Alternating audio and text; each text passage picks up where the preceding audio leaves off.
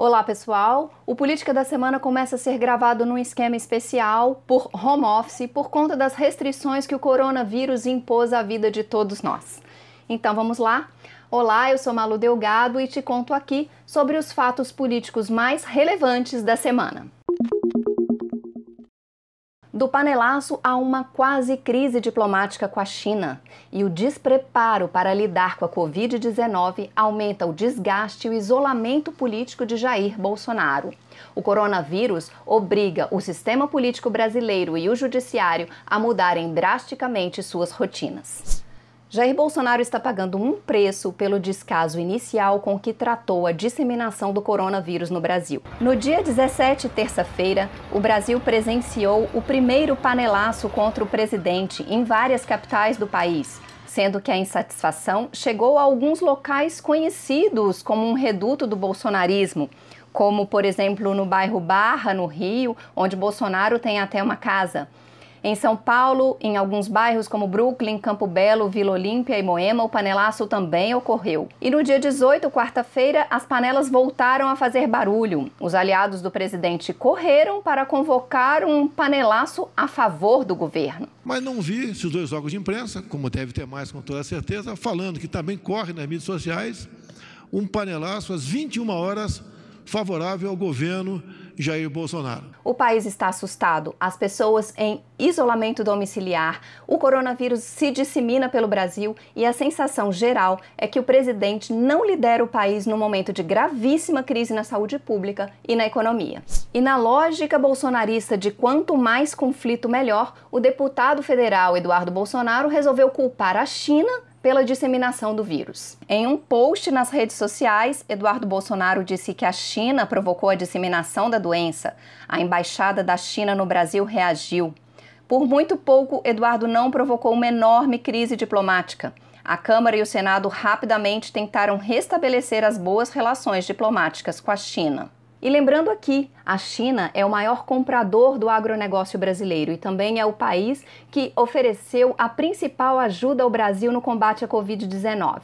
O governo chinês ofereceu a exportação de insumos médicos, como por exemplo respiradores, que serão fundamentais no momento em que a doença atingir o surto no Brasil.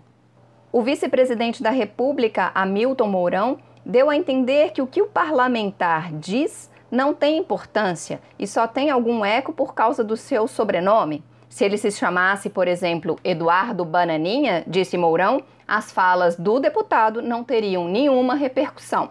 E devido à relação comercial intensa entre Brasil e China, empresários do agronegócio reservadamente se referiram a Eduardo Bolsonaro como imbecil. Isso foi dito ao Valor Econômico em entrevistas em que eles pediram o anonimato. E o resultado é que a ordem geral, tanto na política quanto no setor empresarial, foi abafar e hostilizar essa fala irracional de Eduardo Bolsonaro, deixando o deputado, de fato, isolado.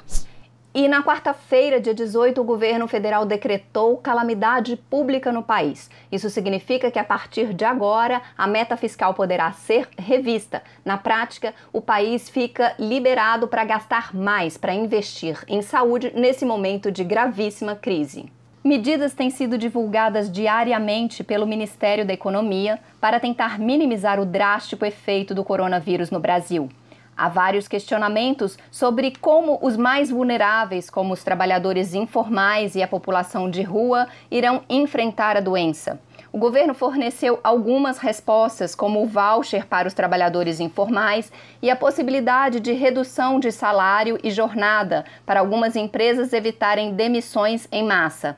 Mas, ainda assim, os efeitos serão certamente nefastos. E diante da falta de uma coordenação nacional para combater o coronavírus, os governadores isoladamente vêm adotando várias medidas em seus respectivos estados. No Rio de Janeiro, por exemplo, Wilson Witzel quer proibir a circulação de pessoas até da praia. E ontem, quinta-feira, dia 19, o governador suspendeu a ponte aérea entre Rio e São Paulo. E o sistema político e o judiciário brasileiro tentam se adaptar a esse momento. Na sexta-feira, dia 20, o Senado Federal fez a sua primeira sessão virtual, uma experiência inédita. As reuniões presenciais serão cada vez mais reduzidas em todos os legislativos do país. E o mesmo ocorre no Judiciário brasileiro. O Supremo Tribunal Federal, por exemplo, vai fazer votações no plenário virtual. E os tribunais de todo o país começam a funcionar em sistema de plantão, com reuniões presenciais cada vez mais reduzidas. E na quinta-feira, no dia 19, o Conselho Nacional de Justiça determinou a suspensão de todos os prazos processuais no país, até o dia 30 de abril. Ou seja, o Congresso e o Judiciário querem focar e dar toda a atenção nesse momento apenas a ações de combate ao coronavírus. Essa é, hoje, a grande prioridade do país. E na semana que vem a gente está de volta. Acompanhe a Política da Semana aqui no site do Valor Econômico e nas redes sociais. Até lá!